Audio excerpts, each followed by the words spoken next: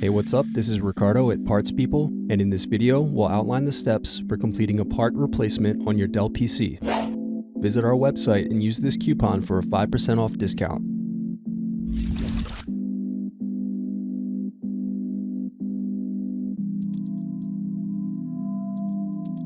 First, unscrew and remove bottom base.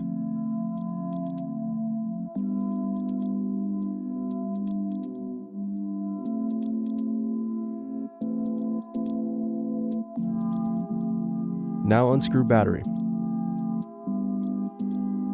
Next, unscrew and remove battery. Now disconnect and remove CMOS battery. Thanks for watching. Don't forget to like and subscribe if you enjoyed this video. And if you need more, check out this playlist to watch other tutorials for your laptop. You can also click here to find parts for your laptop at partspeople.com.